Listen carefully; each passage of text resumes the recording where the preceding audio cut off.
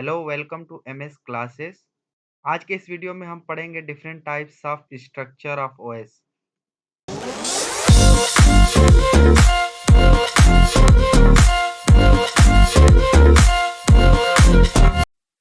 Operating system के structure में सबसे पहला स्ट्रक्चर है मोनोलिथिक स्ट्रक्चर।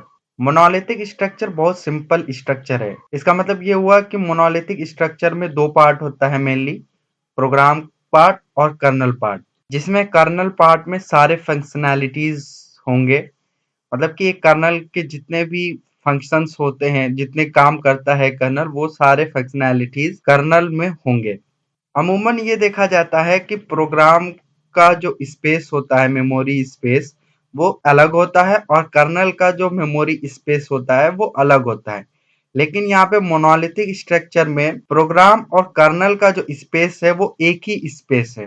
एक ही स्पेस होने की वजह से मोनोलिथिक स्ट्रक्चर जो है बहुत बड़ा भी हो जाता है, लेकिन बड़ा होने के साथ साथ यहाँ पे फास्ट एग्जीक्यूशन भी होता है। लेट्स से कि एक प्रोसेस को कोई रिसोर्स चाहिए तो उसके लिए वो क्या करता है कि सिस्टम कॉल जनरेट करता है, लेकिन यहाँ पे जो है कर्नल और प्रोग्राम का जो स्पेस है वो एक ही स्पेस है।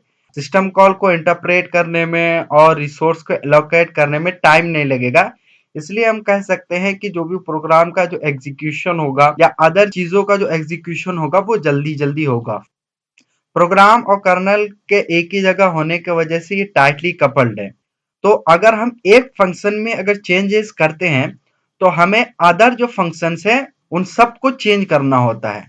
तो हम कह सकते हैं कि मोनोलिथिक स्ट्रक्चर फास्ट तो है, लेकिन अगर चेंज करना हुआ तो हमें पूरा कर्नल पार्ट बेस ही चेंज करना पड़ेगा, फिर से उसकी कोडिंग करनी पड़ेगी। तो ये यहाँ पे सबसे बड़ा इसका डेमेरिट है। मोनोलिथिक स्ट्रक्चर का एग्जांपल है योनेक्स का ओरिजिनल वर्जन। योनेक्स का जो सबसे पहला वर्जन आया था, जब सबसे पहली बार योनेक्स बनाया गया था तो मोनोलिथिक स्ट्रक्चर में ही बनाया गया था।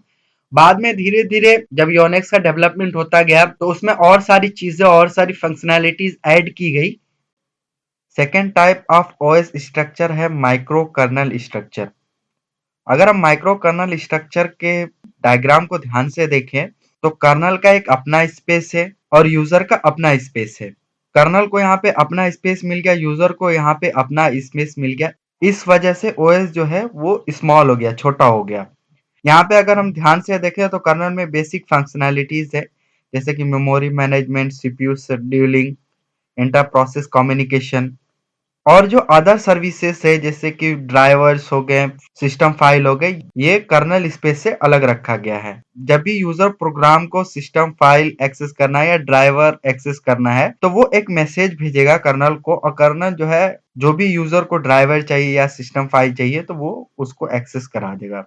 तो हम यहाँ पे देख सकते हैं कि कर्नल का जो है अपना स्पेस है, यूजर का अपना स्पेस है, और जो कर्नल के अदर जो फंक्शनैलिटीज जो होने चाहिए वो अलग से रखे गए हैं, जिस वजह से यहाँ पे ऑपरेटिंग सिस्टम का स्ट्रक्चर लेस कॉम्प्लेक्स है। तो अगर हमें किसी एक पार्ट में चेंज करना हुआ तो हम सिंपली उसी पार्ट को चेंज करेंगे, हमें पूरा पार्ट को चेंज करने का कोई जरूरत नहीं है। हमने पहले बात किया कि यूनिक्स का जो है सबसे पहला जो वर्जन था वो मोनो कर्नल स्ट्रक्चर पे बेस्ड था, और जैसे जैसे उसमें डेवलपमेंट किया गया उसमें और फंक्शनैलिटीज ऐड की गई तो ये कॉम्प्लेक्स बनता चला गया, जिस वजह से 1980 में कार्नेगी मेलन यूनिवर्सिटी में माइक्रो कर्नल स्ट्रक्चर का डेवलपमेंट शुरू हुआ और माइक्रो कर्नल स्ट्रक्चर बनाया गया। डार्विन माइक्रो कर्नल स्ट्रक्चर का एक एग्जाम्पल है। थर्ड टाइप का स्ट्रक्चर है लेयर्ड अप्रोच स्ट्रक्चर। इसमें कर्नल अलग अलग लेयर्स में बटा होगा, जिसमें कि जो बॉटम लेयर है वो जीरोथ लेयर होगा और सबसे हायर लेवल nth लेवल होगा।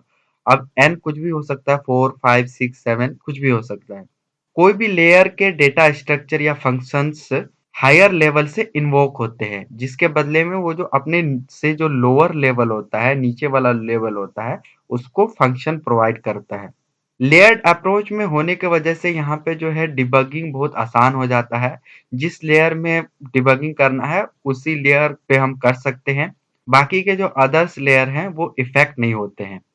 एक लेयर में कौन सा डेटा स्ट्रक्चर है या उसका फंक्शंस क्या है या वो क्या काम करता है, दूसरे लेयर से ये चीज छुपा हुआ होता है। यहाँ पे ऑपरेटिंग सिस्टम का जो एग्जीक्यूशन है वो स्लो हो जाता है क्योंकि एक ही काम को करने के लिए अलग-अलग लेयर्स में जाना होता है, जिसकी वजह से बहुत टाइम लग जाता है। तो हम कह सकते हैं कि यहाँ पे जो एग्जीक्यूशन होगा वो बहुत ही स्लो हो जाएगा। फोर्थ टाइप का स्ट्रक्चर है मॉड्यूलर स्ट्रक्चर। मॉड्यूलर स्ट्रक्चर के अंदर कर्नल के पास बेसिक फंक्शंस होते हैं। अदर फंक्शंस जो होते हैं वो मॉड्यूल के फॉर्म में मौजूद होते हैं।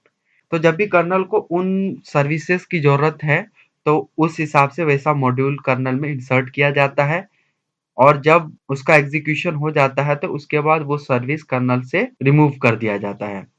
जैसे ही कंप्यूटर सिस्टम ऑन होता है, बूट लोडर लोड होता है, उसके बाद जो है कर्नल में कुछ मॉड्यूल इंसर्ट किए जाते हैं और उनका एग्ज़ीक्यूशन होता है। यानी तो कभी-कभी जब कर्नल चल रहा है, ऑपरेटिंग सिस्टम काम कर रहा है अपना, उसी बीच में अगर कोई दूसरा सर्विस का ज़रूरत पड़ गया, तो उसे जो कॉरेस्पोंडेंट मॉड्यूल है, वो कर्नल में इंसर्ट किया जाता है और जैसे ही इसका एग्ज़ीक्यूशन कंप्लीट हो जाएगा, इसका काम खत्म हो जाएगा, उसके बाद जो है वो वाला मॉड्यूल कर्नल से रिमूव कर दिया जाएगा। और यहाँ पे जो है एक मॉड्यूल दूसरे मॉड्यूल से भी कम्युनिकेट करता है, तो इसके लिए दोनों मॉड्यूल का कर्नल में होना ज़रूरी है। जब इनका कम्युनिकेशन आपस में कंप्लीट हो जाएगा, उसके बाद रिमूव कर दिया जाता है कर्नल से।